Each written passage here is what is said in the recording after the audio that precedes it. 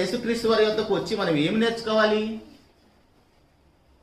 వాక్యం ఒక్కటే నేర్చుకుంటే సరిపోతుందా? 29వ వచనంలో ఏమంటున్నాడు? నేను సాత్వికుడును దీన మనసు గలవాడను. మోషే గారు ఎలాంటి వాడండి?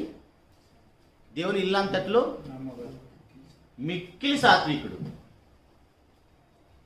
40 సంవత్సరాలు అప్పుడు సింహాసనం దగ్గర ఉన్నప్పుడు, ఫరో కోటలో ఉన్నప్పుడు కొడితే ఒక దెబ్బ చనిపోయాడు ఒక అతను. ఎంత కోపం ఉంటుందండి? దేని తీసుకొని కొట్టాడో తెలియదు, కానీ ఇశ్రాయేలును అవతల వాళ్ళు కొట్టుకుంటే వాళ్ళకి రక్షకుడుగా నేనున్నానని వెళ్ళి కొట్టి చంపేస్తాడు. అంత కోపం ఉన్న ఆయన ఇశ్రాయేల్ జనాంగాన్ని ఎలా నడిపించగలుగుతాడు? అందుకని 40 సంవత్సరాలు ట్రైనింగ్కి వెళ్ళాడు. 40 సంవత్సరాల ట్రైనింగ్ సాత్వికం రావాలంటే